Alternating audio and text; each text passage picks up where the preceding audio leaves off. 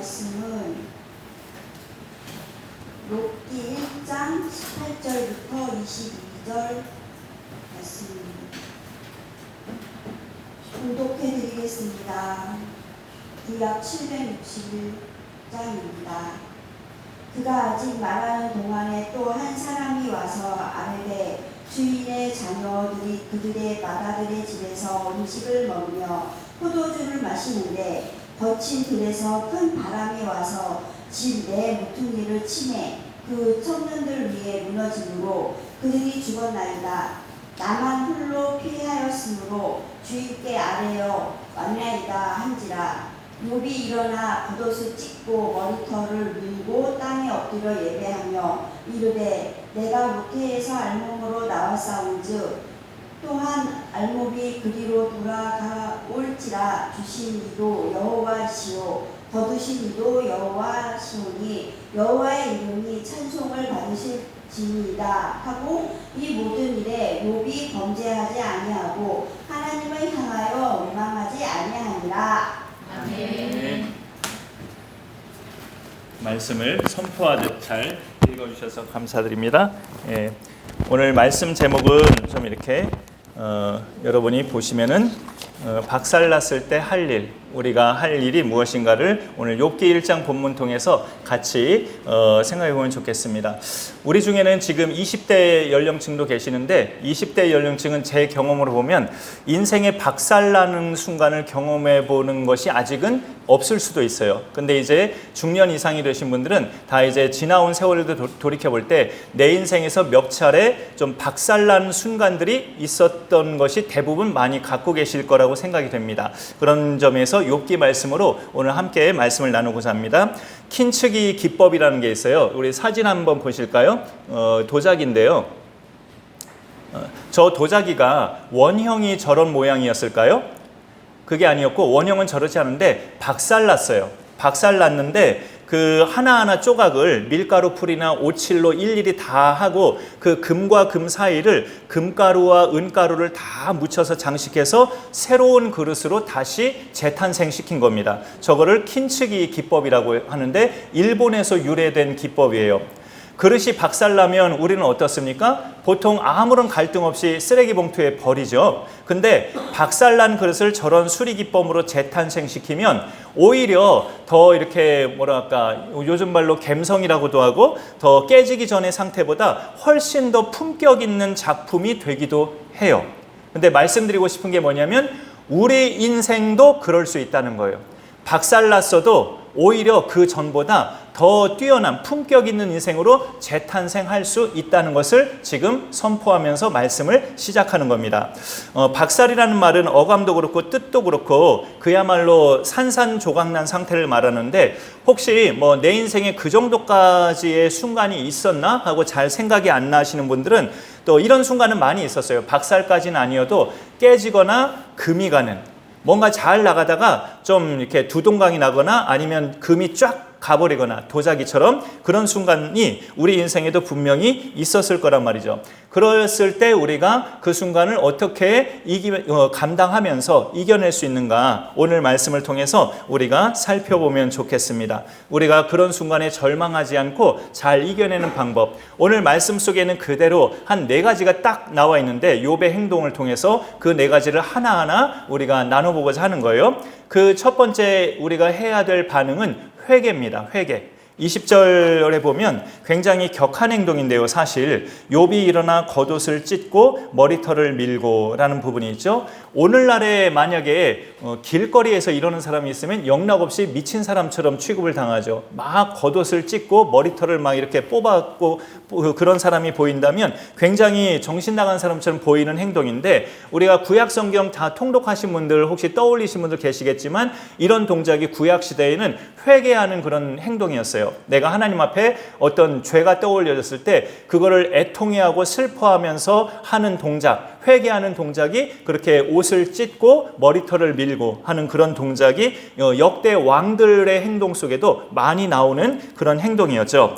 근데 이제 욥기 1장 후반부에 기록된 이 욥의 상황 우리가 오늘 몇 절만 추려서 본문 말씀으로 읽은 건데 1장 한 중반부터 쭉 읽어보면 이게 사탄의 의도대로 그 하나님의 허락을 받고 사탄이 그렇게 한순간에 갑자기 욥을 불행하게 만든 그런 상황이어서 이렇게 된 거지, 우리가 살면서 이런 불행이 한 4가지가 겹겹이 거의 동시적으로 발생하는 일은 사실 흔치 않아요. 하나님은 우리에게 감당할 만한 시험당함을 허락하신다고 했지 감당치 못할 시험당함을 허락지는 아니하신다고 했거든요. 그러니까 아무리 어떤 애군이라도 4가지, 5가지가 겹겹이 동시적으로 겹치는 일은 거의 없습니다. 근데 이제 욥의 경우는 좀 특이하게 사단의 시기와 질투로 인해서 그런 상황이 발생한 거죠.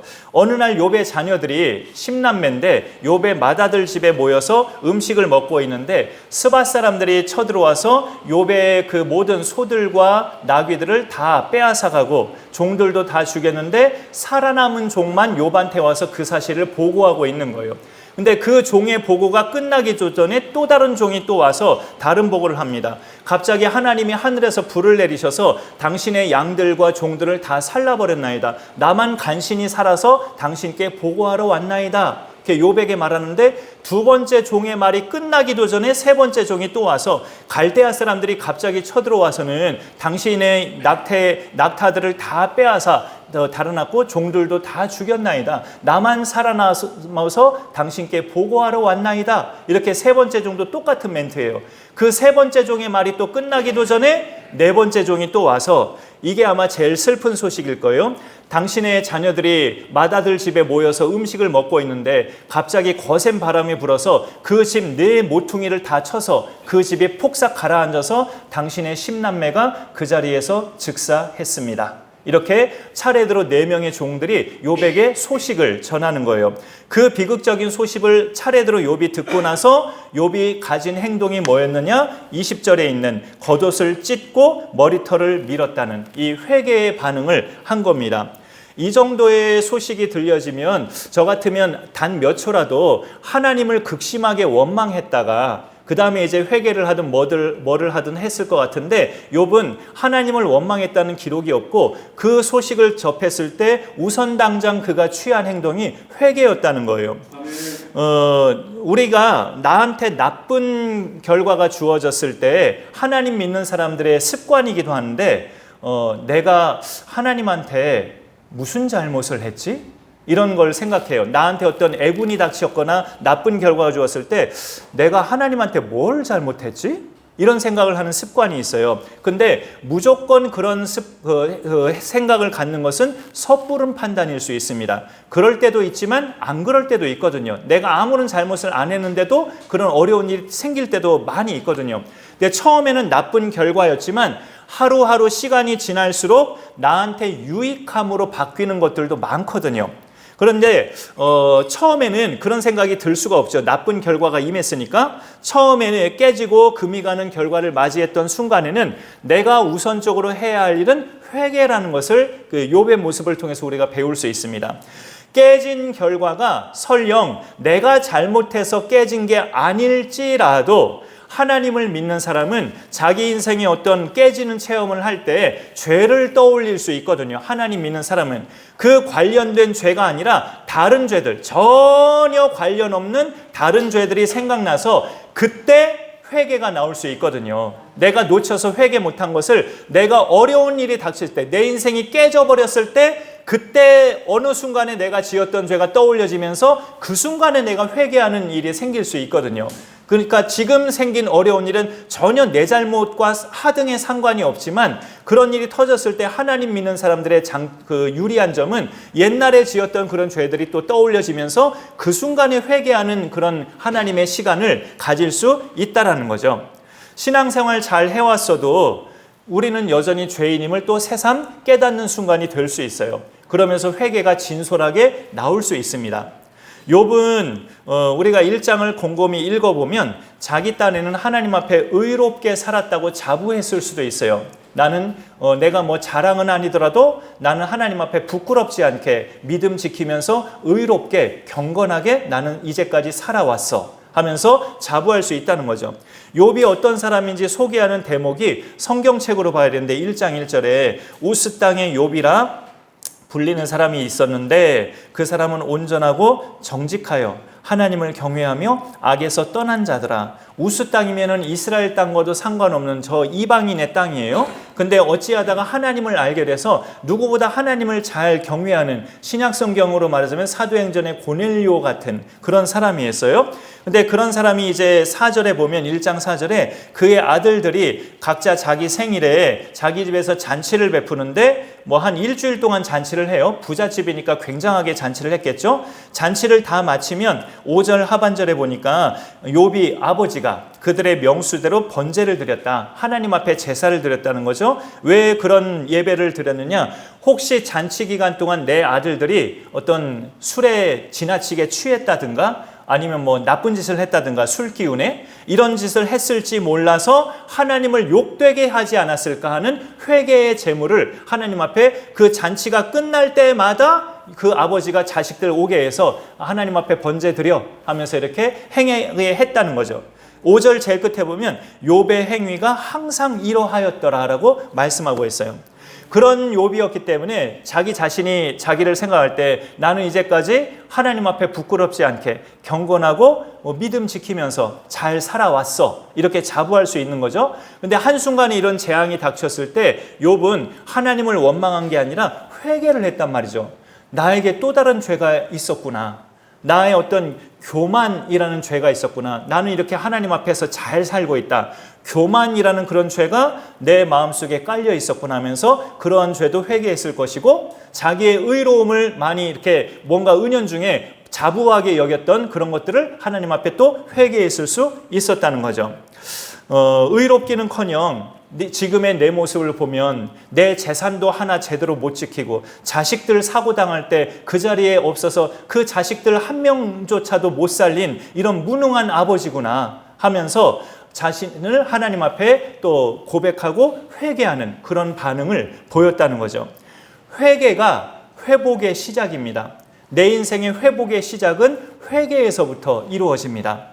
내 인생에 금이 가거나 깨지는 결과를 맞이했을 때 두 번째로 욥이 행했던 행동은 예배예요. 예배. 오늘 20절 말씀을 계속 볼 때 욥이 일어나 겉옷을 찢고 머리털을 밀고 그 다음에 땅에 엎드려 예배하며 라고 되어 있습니다. 예배하는 것을 욥은 땅에 엎드렸다는 행위로 이렇게 표현하고 있습니다. 예배하는 그 포즈도 성경을 보면 또 다양할 수 있어요. 엎드린 것도 예배지만 일어서서 이렇게 두 팔을 벌리는 것도 예배의 행위가 될 수 있고 많은 다양한 포즈가 있는데 그 다양한 포즈 중에서 욥은 지금 땅에 엎드렸어요. 그거는 무슨 예배라는 겁니까? 자신의 무능함을 하나님 앞에 인정하는 예배라는 거죠. 나는 아무것도 아니었군요. 내 재산, 가축, 내 십남매나 되는 내 많은 그런 자녀들 아무것도 아니었군요. 하나님 앞에서는 그저 하나님만이 전부시군요 하면서 하나님 앞에 납작 엎드리면서 예배하는 행동을 취하게 된 거예요. 우리가 인생이 박살났을 때 잊지 말고 기억해야 될 거, 하나님을 예배해야 된다는 거. 하나님을 예배할 때 하나님이 나를 주목하신다는 거. 그것을 우리가 잊지 말고 기억해야 되고, 그래서 뭐 이걸 바라는 건 아니지만 또 살다가 박살나는 순간을 내가 체험하게 된다면 오늘의 이 말씀을 반드시 기억해서 내 죄들을 먼저 회개하고 하나님 앞에 예배하러 나오는 그런 결단이 우리에게 회복의 은총의 시작이다라고 말씀드릴 수 있습니다. 사실 하나님은 내가 어떤 순간에든지 예배자로 살기를 원하셔요. 삶의 예배도 예배니까, 일상도. 부드러운 말로 좀 바꾼다면 하나님은 나하고 늘 동행하고 싶어 하십니다. 이게 좀 연세가 있는 분들께 약간 결례되는 말일까요? 사람은 다 본능적으로 자기보다 어린 연령과 함께 있으면 기분 좋아하더라고요. 자기보다 나이가 어린 사람과 함께 있다 그러면 기분 좋아해요. 괜히 젊은 사람하고 함께 있으니까. 근데 하나님의 마음이 그렇다는 걸 우리가 알면 좋겠어요. 하나님은 우리와 함께 있기를 원하십니다. 보통 자녀들도 공감하겠지만 부모는 자녀와 함께 있는 시간이 즐겁지만 자녀는 귀찮잖아요. 그런 부분을 우리가 인정하시죠? 하나님 아버지의 마음이 그렇다라는 거예요. 이야기 중에 한 어린 딸이 아빠와 늘 이렇게 매일같이 일정한 시간에 이렇게 공원을 산책하는 어린 딸이 있었는데 그 어린 딸이 이제 며칠 뒤에 아빠의 생일이 다가오는 거예요. 그래서 아빠한테 이런 말을 해요. 아빠, 며칠 동안은 나 아빠하고 산책 못할 것 같아요. 뭐 내가 준비할 게 있거든요 하면서 며칠 동안은 아빠하고 산책을 안 했어요. 그러고 나서 이제 아빠 생일에 자기가 정성껏 만든 선물을 아빠에게 짠 하고 드렸어요. 아빠는 기쁘게 받았지만 그 기쁘게 받고 나서 아빠가 딸에게 솔직한 말을 했어요. 우리 딸이 아빠 생일 선물 이렇게 만들어주는 것도 너무 기쁘지만 아빠는 우리 딸과 매일매일 산책하는 게 훨씬 더 좋아. 이렇게 말을 했다는 거죠.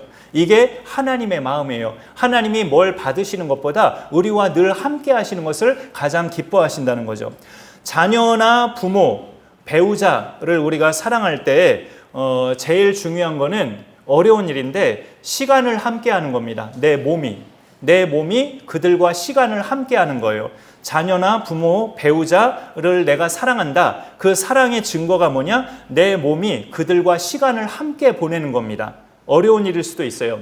내 몸이 자녀와 부모, 배우자와 함께 보내는 그 세월이 있어야 말도 당당하게 할 수 있어요. 부모도 그렇고 자녀도 그렇고 배우자도 그렇고 함께 보낸 세월이 없는데 말만 당당하게 하는 건 뻔뻔한 거예요. 그때 나하고 같이 안 살았잖아 이렇게 따질 수도 있죠. 같이 산 세월이 있어야 말도 당당하게 할 수 있는 거예요. 상대에게 어떤 말을 하거나 권면을 할 자격이 되는 겁니다. 하나님께 어떤 도움을 요청하기 전에 하나님과 함께하는 시간을 자꾸 갖는 사람이 기도할 때도 하나님의 응답을 확신할 수 있어요. 인간관계에서 씁쓸함은 내가 잘 나갈 때는 사람들이 나에게 붙지만 내 인생이 박살났을 때는 다 흩어진다는 거죠. 욥도 그와 비슷한 고백을 해요. 욥기서를 쭉 읽어보면 몇 군데 말씀을 좀 모아봤는데 하나 그 다음 페이지 읽어볼까요? 추가 말씀. 우리 같이 한번 읽어보죠. 시작. 나를 보고 노인들은 일어나서 서며 유지들은 말을 삼가고 귀가 들은즉 나를 축복하고 눈이 본즉 나를 증언하였나니 이는 부르짖는 빈민과 도와줄 자 없는 고아를 내가 건졌음이라. 아멘. 한마디로 자신이 누리고 있는 물질의 풍요로움을 자기만 잘 먹고 잘 산 게 아니라 많은 빈민과 과부들, 고아들을 위해서 도와줬다는 거죠. 그래서 욥이 나타나면 노인들이 자기보다 나이 많은 노인들이 일어섰다는 거예요. 앉아있다가 욥이 오신다 하면서 욥이 나타날 때 일어섰다는 거예요. 나이 많은 노인들이. 그만큼 욥을 존경하고 칭찬했다는 거죠. 근데 지금 이제 인생이 박살나 버리니까 어떻게 바뀐 거예요? 그 다음 절 간단한 건데 한번 볼까요? 자, 한번 읽어보죠. 시작. 그러나 이제는 나보다 젊은 자들이 나를 비웃는구나. 자식 다 죽고 재산 다 날아가고 자기는 머리부터 발끝까지 종기에 걸려 기왓장으로 긁어대고 있고 그런 모습을 볼 때 참 저 인간이 어떻게 한순간에 저렇게 됐을까 하면서 젊은 사람들조차도 욥을 비웃고 있다고. 사람의 환경이 바뀌면 그렇게 붙어있던 사람들이 그렇게 떠나가 버려요. 하지만 우리 자신이 하나님 믿는 사람으로서 나 자신을 생각해 볼 때 깨진 내 인생을 비관하지 않고 나 자신이 비관하지 않고 내가 하나님 앞에 엎드리는 예배자가 되면 하나님은 차후에 나한테 어떤 복을 주시냐면 다른 사람들이 나한테 엎드리는 복을 주셔요. 내가 어려운 순간에 하나님한테 엎드리면 하나님이 나한테 주시는 복은 딴 사람들이 나한테 엎드리는 복을 주신다고요. 그건 굉장히 영광스러운 복이죠. 창세기에 누가 그런 복을 누렸습니까? 야곱의 아들 요셉. 요셉이 그런 복을 누렸죠. 그의 형들로부터 시련을 당하던 아버지의 편애 때문에 미움만 받다가 이집트의 종으로 팔려갔고 그 낯선 애굽 땅에서 그 보디발의 집에서 그래도 인정받고 그 종으로 잘 나가다가 그 부인의 모함받고 그렇게 누명 쓰고 옥에 갇힌 그런 기구한 인생을 살았던 사람이 요셉이죠. 요셉. 그렇게 몇 차례 깨진 인생이었지만 창세기를 보면 그 요셉에 대해서 여호와께서 요셉과 함께 하심으로 그가 형통한 자가 되었다고 그렇게 기록하고 있습니다. 그렇게 종살이하고 누명 써서 옥에 갇혀 있는데도 여호와께서 요셉과 함께 하셨다는 말씀이 그런 순간들 속에 기록되어 있다고요. 그래서 우리가 볼 때 여호와께서 요셉과 함께 하셨다는 것을 요셉 입장으로 뒤집어 표현해 보면 요셉이 하나님을 항상 예배함으로 이렇게도 바꿀 수 있는 거예요. 하나님이 왜 요셉과 늘 함께 하시느냐? 그 요셉이 항상 하나님을 예배하는 사람으로 살았기에 하나님이 그와 함께 하셨다는 이야기도 성립될 수 있거든요. 그러니까 그걸 인간 쪽에서 뒤집어 보면 그가 항상 하나님을 예배함으로 그의 인생이 형통하였더라. 그렇게 문장을 만들 수도 있어요. 그를 이제 그렇게 옥살이 했다가 왕의 꿈을 멋지게 해석해줘서 풀려나고 단순간에 애굽의 총리가 됐잖아요. 가뭄 기간에 이집트에는 곡식이 창고에 쌓여있다는 소식을 듣고 요셉의 형들이 그 곡식을 구하러 애굽 땅까지 오잖아요. 총리가 된 요셉 앞에 다 같이 절을 하죠. 그 형들이 자기가 꾼 꿈대로 그렇게 절을 합니다. 하나님 앞에 위기의 순간마다 하나님 앞에 엎드려 예배하는 사람은 하나님께서 그 사람에게 그런 복을 주셔요. 다른 사람들이 그 사람한테 절을 하게 만듭니다. 그런 영광은 하나님 앞에 엎드리는 자가 누릴 수 있다는 거죠. 우리가 깨진 인생이 됐을 때 세 번째 할 일은 이것도 참 어려운 일인데 찬송이에요. 찬송. 깨지는 순간에 찬송을 하라. 참 어려운 거 시키네요. 이렇게 생각할 수 있는 부분이에요. 21절에 이르되 내가 모태에서 알몸으로 나와 싸운즉 또한 알몸이 그리로 돌아가올지라 주시니도 여호와시요 거두시니도 여호와시오니 여호와 이름이 찬송을 받으실지니이다 하고 이렇게 말씀하고 있습니다. 이거는 원고에 없는 이야기인데 제가 청년 때까지 하던 모교회에서 어느 이제 피아노 잘 치시는 권사님이 있는데 그 따님은 이탈리아로 유학 가셨어요. 성악 전공으로 서울대 음대 성악과를 나오고 또 이태리로 유학까지 갔는데 그 따님이 또 결혼해서 이제 자녀를 낳았어요. 어린 딸을. 근데 이태리 유학 중이어서 몇 년 동안 친정엄마 그 할머니 권사님이 그 손녀딸을 돌보고 있었는데 어느 날 마을버스를 타다가 이제 그 할머니 권사님하고 같이 손녀딸이 오르다가 그 마을버스 계단을 어린 그 손녀가 제대로 못 디뎌서 운전기사가 못 봐가지고 출발하는 바람에 그 어린 손녀딸이 그 자리에서 즉사를 했어요. 그래서 그 이태리에 있는 유학하는 그 딸에게 어떻게 알려야 되나 다들 그렇게 걱정을 하고 있었죠. 그 권사님을 보면서. 근데 장례를 다 마치고 그 권사님이 이제 감사헌금을 하나님 앞에 드리는데 그 목사님이 읽어주시는 거예요. 기억이 나요. 그 목사님이 읽어주신 말씀이 바로 이 욥기 1장 21절이었어요. 주시니도 여호와시요 거두시니도 여호와시오니 여호와 이름이 찬송을 받으실지니이다. 손녀 장례 잘 마치게 하심을 감사드립니다. 이렇게 써서 올리셨더라고요. 너무나 뭉클해서 지금까지도 기억이 나요. 그런 부분을 볼 때 이게 하나님 믿는 사람의 고백이구나. 하나님 믿는 사람의 찬송의 고백이구나라는 것을 느끼게 됩니다. 극단의 그런 슬픔까지도 하나님을 찬송하는 것으로 승화시킬 수 있는 사람, 예수님을 가진 사람만이 가능한 일입니다. 아멘. 그렇지 않으면 불가능한 일이죠.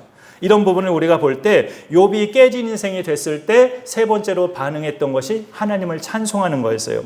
이게 뭐 주시니도 여호와시요 거두시니도 여호와시오니 이 말이 마음을 비우는 그런 표현이라기보다는 내 소유에 집착하지 않고 하나님이 주시면 받고 거두시면 그렇게 알고 그냥 하나님의 인도하심 따라 살겠습니다 라는 고백이에요. 지난주일 맥주감사주일 때 첫 열매에 담긴 의미를 제가 함께 나누었을 때 첫 번째 것으로 하나님의 주권을 인정하는 신앙이라고 말씀드렸었어요. 내가 이런 첫 열매를 거두기까지 직장에서 이런 첫 열매를 얻기까지 내 땀과 노력과 수고가 물론 있었지만 그러기까지 나를 인도하신 하나님의 은혜가 더 크게 있었음을 고백한다는 거죠. 욥의 경우는 그런 갑작스런 이 재난을 당하기 전까지 물질적으로 엄청 풍요로웠고 가족을 비롯한 인간관계도 굉장히 부요함을 나누던 사람이었어요. 그렇게 주신 이도 하나님이시고 지금처럼 다 거두신 이도 하나님이시니 나는 할 게 뭐냐? 그 하나님을 찬송하는 것밖에 내가 할 일이 뭐냐라는 고백이에요. 우리의 출생도 마찬가지지만 이 땅에 올 때 우리 욥의 말처럼 알몸으로 왔잖아요. 태어날 때 다 알몸으로 태어났어요. 살아가면서 이렇게 옷도 생겨서 입게 되고 집도 생겨서 우리가 살게 된 거예요. 중병에 걸렸다가 완치된 예수 믿는 사람들은 이런 고백을 이구동성으로 해요. 병 때문에 죽었을 나였는데 하나님이 살려주셔서 나는 지금 덤 인생으로 살아가고 있다. 덤으로 살고 있다. 그래서 나는 늘 감사함으로 산다. 그런 고백을 합니다. 근데 그런 사람들 뿐만이 아니라 병에 걸리든 안 걸리든 사실 모든 사람은 다 플러스 인생이에요. 지금 이렇게 안 죽고 1년 1년을 지금 우리가 살아가고 있다는 것이 플러스 인생이라고요. 우리가 어쩌면 진작에 죽었을지도 모르는데 계속 이렇게 살아가고 있다는 거 하나님만 아시는 거죠. 우리는 나 자신은 모르잖아요. 늘 플러스 인생으로 우리는 살고 있는 겁니다. 그 중에 특별히 예수님 만나서 구원받은 우리는 영원한 천국을 상속받은 하나님의 자녀로 살고 있기 때문에 그야말로 왕 플러스 인생이죠. 성경은 그런데 그런 인생도 살다가 금이 가거나 깨지는 경우가 있다고 말을 해요. 이 땅에서 사는 동안은. 그렇더라도 우리의 구원과 영생은 취소되지 않기 때문에 내 인생이 깨진 도자기 같은 상황이라도 찬송할 수 있다는 거죠. 그럴 때 찬송하면 하나님은 나를 어떻게 세워주시느냐? 킨츠기 기법처럼 박살난 도자기를 원래 형태보다 더 품격 있는 도자기로 재탄생시키듯이 하나님은 우리를 그렇게 세우십니다. 욥이 한순간에 박살난 인생처럼 보이는데도 하나님을 찬송했는데 그럴 때 누가 치를 떨었을까요? 그렇게 욥을 쳤던 사탄이에요. 치를 떨었죠. 뭐 저런 인간이 다 있나 하면서 자기 짐작과는 다른 모습을 본 거니까 사탄이 하나님께 그런 말을 처음에 했잖아요. 욥이 어찌 까닭 없이 하나님을 경외하리이까? 하나님이 그를 기름지게 해서 그와 그의 모든 소유물에 울타리를 풍족하게 둘러주시니까 그렇게 하는 거 아닙니까? 하면서 그의 소유물을 다 빼앗으면 영락없이 하나님을 원망할 것입니다. 그렇게 했는데 오히려 하나님을 찬송하고 있잖아요. 욥이. 그러니까 치를 떠는 거죠. 사탄은. 오늘 내 기분도 그렇고 내 몸 컨디션도 그렇고 우리 집 환경도 그렇고 예배에 올 상황이 나는 오늘 전혀 아니었는데 지금 이렇게 와서 예배를 드리고 있다면 이것도 여러분이 사탄을 질겁하게 만든 거예요. 하나님을 기쁘시게 한 거고 사탄을 기겁하게 만든 겁니다. 매 주일마다 여러분의 하나님을 힘입는 능력으로 사탄을 기겁하게 만드는 멋진 그리스도인 되시면 좋겠습니다. 네 번째 마지막으로 할 일은 감사예요. 찬송에 이어서 뒤에 나오는 것은 감사인데요. 그 해당하는 말씀이 오늘 본문 22절. 이 모든 일에 욥이 범죄하지 아니하고 하나님을 향하여 원망하지 아니하니라. 근데 원망하지 아니했다는 게 뭐 감사했다는 뜻인가? 이렇게 의문이 들 수도 있어요. 감사했다는 말 자체는 없으니까. 근데 바로 앞절에서 여호와를 찬송했다고 했잖아요. 찬송에 뒤이어지는 게 뭐냐면 감사예요. 그러니까 원망하지 아니했다는 것은 그 하나님께 감사했다는 뜻입니다. 여러분 찬송 자체가 하나님을 노래하는 거잖아요. 누구를 뭐 축복하는 노래가 아니라 하나님을 노래하는 게 찬송이잖아요. 그렇게 하나님을 노래하면 그분을 향한 감사가 뒤따라 오게 되죠. 우리가 죄를 짓는다고 하면 보통 사람한테 죄를 짓는 걸 많이 생각할 수 있어요. 누군가를 뭐 용서하지 않는다거나 사람에게 뭐 상처 주는 말을 한다거나 미워한다거나 분을 낸다거나 주로 사람한테 짓는 죄를 많이 생각할 수 있는데 하나님한테 짓는 죄를 생각해 보신 적 있으신가요? 뭐 기도 안 하고 성경 안 읽고 예배 안 드리고 뭐 이런 것도 하나님한테 짓는 죄일 수 있지만 하나님께 짓는 죄 중에 대표적인 거는 하나님을 원망하는 거예요. 하나님은 왜 나한테만 이러십니까? 내가 뭘 얼마나 그렇게 잘못했습니까? 하면서 하나님한테 투덜투덜대는 것. 그게 광야길로 나온 이스라엘 자손이 그 광야에서 늘 그랬잖아요. 하나님을 원망했잖아요. 고난이 닥칠 때 슬퍼할 수도 있고 비관할 수도 있고 힘든 감정을 우리가 표출할 수도 있지만 하나님을 원망하는 죄는 짓지 않는 그런 분별력과 결단력이 있어야 됩니다. 욥의 경우는 그냥 고난이 아니라 극심한 고난이라고 볼 수 있는데 마지막 장에 가면 이제 마지막 42장에 가면 그것 또한 하나님께서 지나가게 하셨어요. 계속 그렇게 살게 하시지 않으셨습니다. 그리고 고난은 우리에게 유익함이라고 성경은 분명히 말씀하고 있습니다. 마지막 추가 말씀 하나 더 볼까요? 시편 말씀인데 같이 한번 읽어보죠. 시작. 고난당하기 전에는 내가 그릇 행하였더니 이제는 주의 말씀을 지키나이다. 누구한테나 찾아올 수 있는 어떤 일종의 보편적인 고난을 든다면 저는 가끔씩 두 가지를 여러분께 언급했었어요. 질병과 경제적 어려움이에요.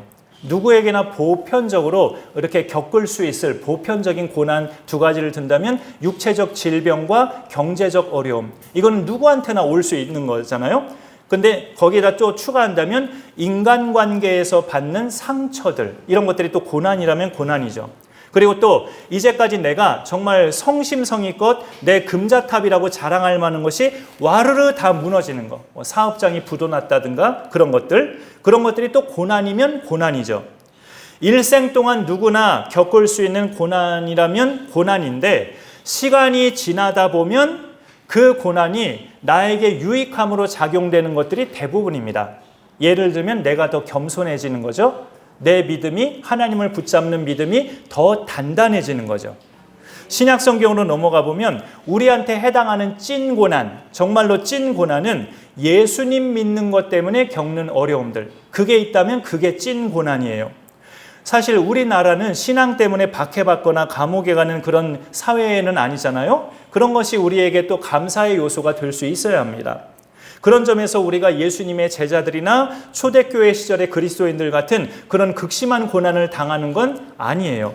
하지만 예나 지금이나 예수님 믿는 사람들에겐 그 신앙 지키는 것 때문에 겪는 어려움들은 분명히 생길 수 있어요. 신앙을 정말로 지킨다면 그런 부분에 있어서 그걸 일종의 고난이라고 할 수 있는데, 그거를 감당하는 사람들이 또 찐 그리스도인들이죠. 우리가 하나님 앞에 감사하기까지는 오늘 말씀에서 첫 번째 것으로 나눴던 회개, 그 회개가 이제 결과적으로 감사까지 이어질 수 있는 겁니다. 감사가 나올 수 있는 사람은 회개가 전제되어야 해요. 하나님께 내 교만과 또 교회는 다니지만 하나님께 순종하기보다 나 중심적으로 신앙생활을 했던 거, 가진 것에 만족하지 못하고 늘 불평했던 거, 이런 것들을 회개하면 감사의 삶으로 이어갈 수 있습니다. 요 몇 년 동안에 러시아와 우크라이나 전쟁, 또 미국과 이란 간의 전쟁, 그리고 가끔씩 발생하는, 잊을만 하면 발생하는 지구촌에서 터지는 지진 같은 그런 재난들, 이런 경우들을 보면 이 대한민국은 어찌 보면 북한이 있어서 굉장히 불안한 나라 같기도 하지만 또 환경적에서 대한민국처럼 이렇게 편안하고 안정된 환경에 있는 나라들이 별로 없어요. 이게 특이한 케이스죠. 이걸 우리가 하나님 앞에 감사하면서 살고 있는가, 우리가 되짚어 봐야 되는 거죠. 교회도 마찬가지예요. 우리 교회를 저로서는 쑥스러운 이야기지만 우리 교회를 처음 와보시는 분들마다 거의 똑같이 하시는 말씀이 이 공간을 보면서 와, 참 좋네요, 이 말을 똑같이 하셔요. 와, 여기 참 좋네요, 아늑하고 밝고 깨끗하고 참 좋네요 하고 이렇게 말을 하셔요. 그럼 저는 잠깐 잊고 있었다가 그 처음 와보신 분들의 그 말을 통해서 다시금 또 감사가 되새겨지죠. 아, 하나님 이런 공간 주셔서 감사합니다 하면서. 저번 달 첫 주일에 장기 기증 사역하신 목사님이 오셨을 때도 웃기는 게 그날따라 예배 시작하기 전에 오셨던 분들이 좀 많으셨어요. 부모님들이나 자녀들이나 오셨던 분들이 서로 제잘제잘 막 웃으면서 얘기를 나누고 있었거든요. 그 목사님이 그 광경을 보면서 목사님 여기 교회 분위기 너무 좋네요 막 이러시는 거예요. 어쩌다가 그 좋은 모습을 딱 그렇게 포착해서 본 거예요. 그 목사님이 딱 좋은 모습을 딱 보면서 와, 여기 정말 분위기 좋아요 막 이렇게 저한테 그렇게 말씀해 주시는데 기분이 좋더라고요. 교회 분위기가 좋다고 하니까. 그런 것도 감사죠. 아, 우리 교회가 지금 표현이 그렇지만 어떤 순간에 박살났다고 생각을 했는데 이렇게 또 좋아지고 있는 모습이 되어가고 있구나. 남들이 와서 볼 때 좋다고 하니 그게 또 거짓말은 아니고, 그런 부분에 있어서 감사함이 또 생기는 거죠.